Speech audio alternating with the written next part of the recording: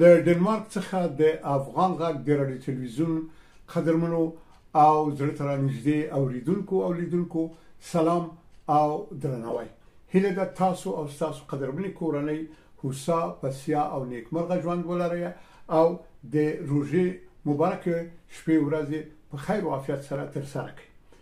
ګرانو هیوادوالو، هماغه شان چې تاسو هم خبر یاست، تېره شپه د پاکستان یرغلګرو یو ځل بیا د افغانستان پاک او سپېڅلې خاوره تر خپل یرغل لاندې راوستله په یو هوایي برید کې چې د پکتیکا په برمل سیمه کې او د خوست په سپیره سیمه کې دغه هوایي برید ترسره شو او په نتیجه او پایله کې څه ناڅه 8 کسان شهیدان شوي او ټپیان شوي چې یو کور وران شوی. د دې ترڅنګ خلکو ته یو شوک او یو ویر او ډار هم را پیدا شوی، ځکه یو ناڅاپه دا حمله او دا یرغل شوی ده او په سپینسترګۍ سره په نامردۍ سره راغلي دي د افغانستان سولیز خلک بمبارد کړي دي او بیرته تللي.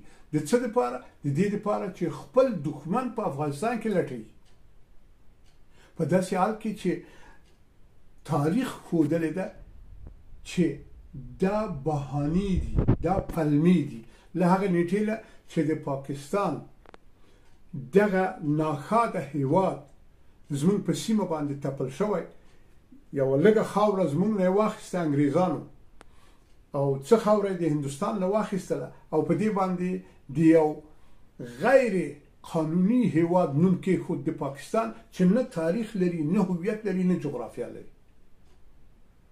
دا له هماغه نیټې نه تر ننه په افغانستان کې چې هر حکومت و دولت و او د افغانستان چې هر ډول رژیم و حالات و دوی موږ ځورولی یو، دوی موږ کړولی یو او د افغانانو قتل عام ترسره کړی ده، په خپله د افغان په لاس افغان وژلی ده او دوی مستقیمه راغلي دي په افغانستان یرغل کړی ده چې مشهورترین یرغل تر ټولو هماغه د ننګرهار جګړه وه چې افغانانو ورته ښه خوله ماتوونکی ځواب ورکړ. اوس هم همداسې ده. اوس هم دوی چې کوم تیری کوي او بانه او پلمه یې دا ده چې دلته په افغانستان کې د پاکستان د حاکمیت دښمنان ژوند کوي.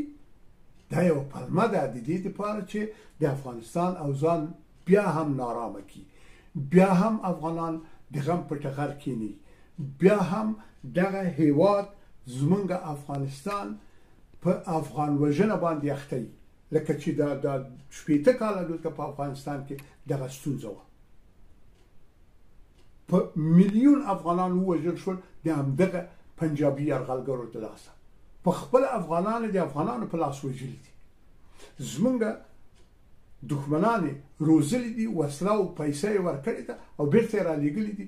زمونږ هیواد یې پرې وران کړی او زمونږ افغانان او زمونږ کورنۍ یې پرې تباه کړي دي. دا ځل بیا هم دوی دا پلمه کوي، بله پلمه خو نه لري. بناً له ډنمارک څخه د افغان غږ رادیو تلویزیون ټول کارکوونکي د خپلو هیوادوالو په دې غم کې ځان شریک بولي. ټولو شهیدانو ته د لوی پاک خدای څخه ښه او بهتره جنتونه غواړو او ټپیانو ته عاجله او بشپړه شفا غواړو او هیله لرو چې ټول افغانان یو موټی، یو لاس او متحده لکه ورونه د یو مور پلار اولاد دوی د دغه دښمنانو په وړاندې د خپل واحد نه تجزیه کیدونکي او تاریخي هیواد افغانستان نه دفاع وکړي. پاکستان دې هم په دې پوه شي چې دغه درواغ خپله د دوی دښمنانو په خپله افشا کړي دي.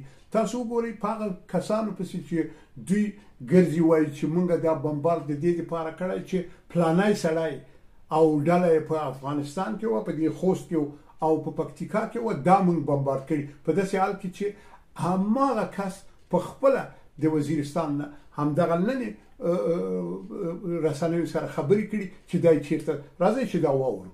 پاریږي دغه به بنیاد دي نن د رژو هم ارزدو او تلاسان تاریخ ته د مارچ نورکار چیرشه دا په پرګنډ شي او مش په خپل جنوبي وزیرستان شه په دارا شوال شه د میجاوانه فعالیتونه دي